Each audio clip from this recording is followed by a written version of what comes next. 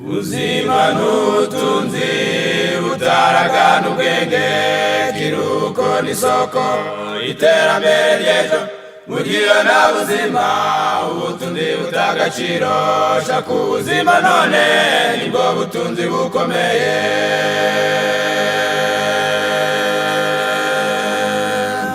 Muntu ufite ubuzima bwiza agira umumaro muri byinshi, yari mwisi barishima kubw'igizageza ku bandi, n'Imana ubwayo iranezerwa kuko ufite icyo umaze ku isi, nibwiguye inshingano nziza zikomeye z'iby'umwuka.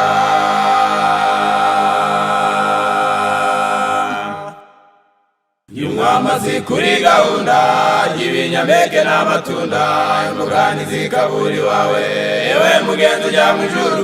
Nakura inyama n'urusenda, isukari, icyayi, ikawa n'umusururu, indita kubuza umugisha nk'uko byagenze kwa Esawu.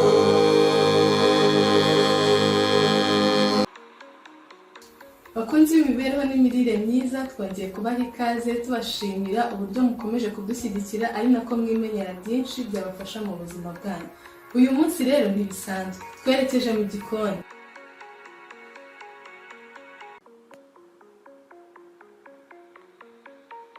Mu gikoni se tugiye gukora iki?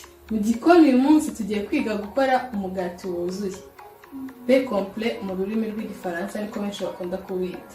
Abantu benshi bamenyereye gukora umugati w'ifarini gusa, nyamara ifarini yonyine yatuma abantu bazarwara constipation cyangwa se impatwe, byazanatuma amara agenda kweduka, bamwe bikaba bibaviramo za hemorrhoide cyangwa se indwara y'amara ijya ituma amara asohoka inyuma. Niyo mpamvu rero tugiye kwiga gukora umugati utagira ingaruka. Umugati wuzuye wacu uyu munsi turawukoresha ibi bikurikira.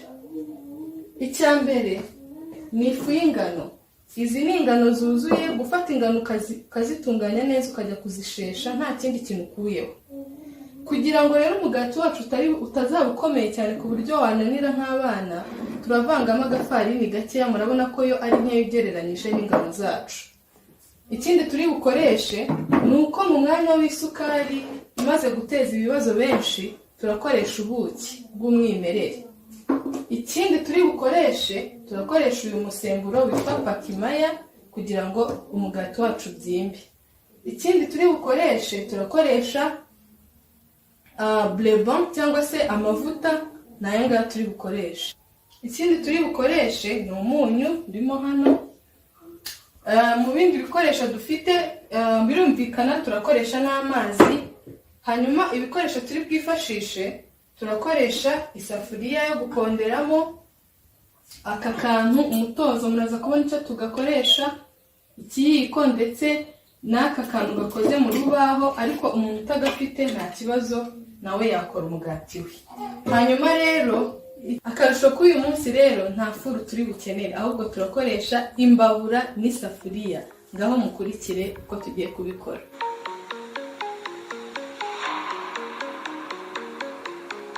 Tugiye gutangira rero kuvangavanga ibintu byacu, ibi bikoresho, ariko mbibutsa yuko aya mazi ari akazuyazi.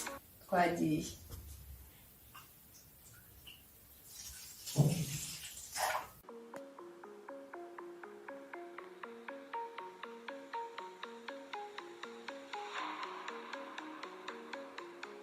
Ibiyiko 4 by'ubuki, ngiye gushyiramo ikiyiko kimwe cy'amavuta yacu ahangaha.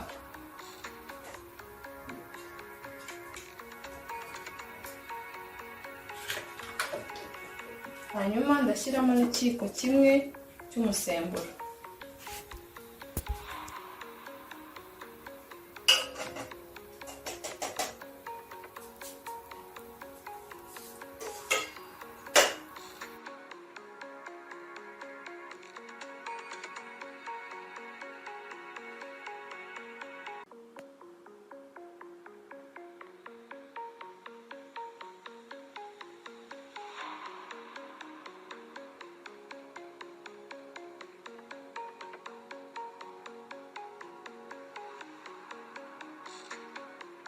Murabona ko igipondo cyacu bitangiye gusa ukundi kuntu, bitangiye gushiramo. Ubu noneho ngiye gushyiramo n'intoki kugira ngo kinoge neza. Mbibutsa ko ugomba kuba wakarabye neza intoki kugira ngo wirinde indwara.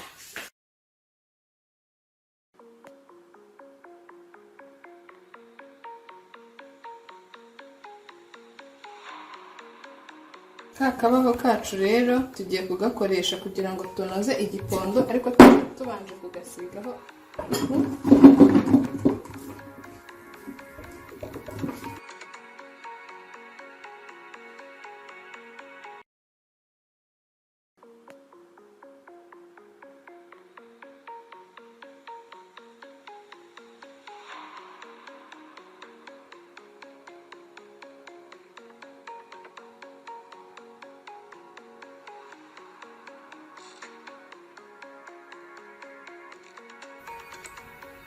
Nyuma ya minota yacu rero, dore uko umugati wacu wabaye wabyimbye rwose, ahasigaye tugiye kuwuteka.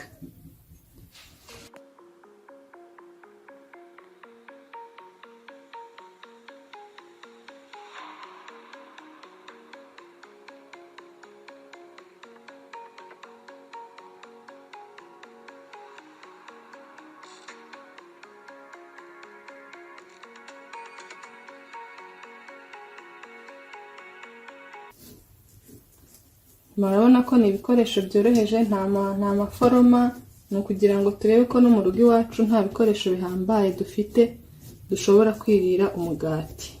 Ahasigaye rero tugiye kujya mu gikoni. Imbabura yacu ngiyi yatukuye rwose, ifite amakara ahagije. Iyi ni nkaho ariyo furu yacu. Icyo tugiye gukora rero, tugiye gufata aya makara tuyakureho yose, tuyamareho, tuyashyire hejuru y'umupfundikizo w'iriya safuriya yacu tugiye gutekamo. Isafuriya yacu tuyiteretse ku mbabura, amakara yose twayakuye munsi tukayashyira hejuru. Ubushyuhe bwo munsi n'ubu bwo hejuru bw'amakara nibwo buri buhishe umugati wacu.